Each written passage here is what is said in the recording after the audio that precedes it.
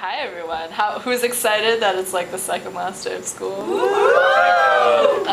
So how are you all feeling today? Fabulous. Bittersweet. Hungry. Ooh, okay. So speaking about stress and English class, what helps to reduce some of that stress you feel from school activities, whether it's an activity that we do in here or like a project, anything creative? Well, go for it. Oh, I was going to say, whenever we were stressed out, we would meditate and have those exercises to clear our minds and really focus us on what we were doing at that present moment. And that was very helpful with stress. What can a teacher do to help increase learning and understanding? Having projects that are geared toward the different learning styles.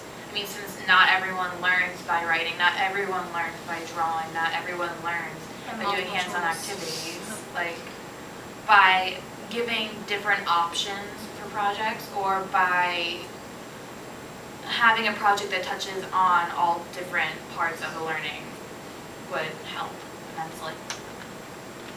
What are some of everyone's favorite projects or activities that we did this year that like helped with the material that we learned? Well, I loved the whole setup of the class in here, like we all sat in a circle, and listening to everyone's viewpoints really helped me as a student, as a person, and as a writer. I would say the creative project that we did, that was a complete relief because I had a couple papers and a couple other classes at that time, so to be told in English class, nonetheless, that I could draw a picture was fabulous. I like creative projects just because I can draw and see it and have a better understanding. Agreed, and like the people in this AP class are all really gifted and creative and just naturally creative, so it's fun when you're allowed to branch out into these different creative projects because you get these like flashes of just really good creativity. Like one time they brought in like a cake that was like decorated in a way to tell the story of a poem, and it's just really cool to see that creativity of people come out and see how smart and gifted everyone else is. I think it's really cool, like Mrs. Cambardella gives us something to do where we like walk around and like kind of have some quiet time and we can like take note of certain things, and then after that we do a work or a poem or something, and then we can kind of put that experience like into that work and like bring ourselves to the text. The liquid pens are nice too because you have thoughts that come out that you didn't even know you were having.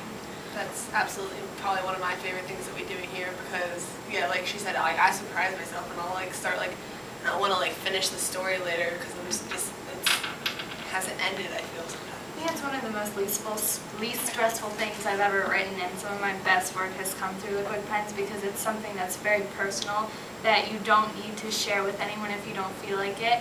And it's just, even when Mrs. Cambardella says like, 5-10 minutes are up, I still want to keep writing, and that doesn't usually come from just sitting down writing for an essay. That doesn't usually happen to me, so that is a really cool experience. Now, did any of you take a liquid pen or a creative project and do something outside of class on your own time?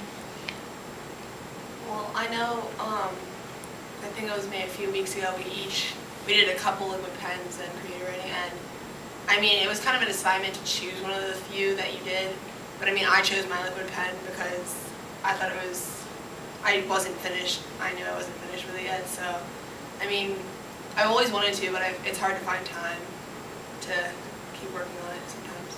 Yeah, I haven't used my exact liquid pens, but I've used thoughts that I've garnered from my liquid pens to develop other works. Yeah, going off of that, like I write my own music. I use one of my liquid pens to help me with lyrics, so it's helpful in every aspect. And I keep a journal now just because I found that keeping a journal in class and the liquid pens just kind of, they've always evoked such, I don't know, powerful and vivid emotions and pictures in my head, and I've always liked getting those thoughts down on paper and being able to go back and look at them, and it's kind of, keeping a journal it's been helpful. You really like the mindfulness activities. How did that, it definitely helped you concentrate on what you're doing. How did that affect your performance and other things that you did throughout the day? for learning, understanding the material? I think it just makes you less stressed, so kind of throughout the day, like you just feel like a lot of relief, so you feel like you can get more done and get more accomplished in your other classes. It really clears your head. Whenever we meditate, sometimes I feel more focused, sometimes I feel a little sleepy, but I mean, either way I feel like that's good because it was always relieving me of stress and it always made me feel better afterwards. So what are other things that teachers can do to help relieve stress in the classroom?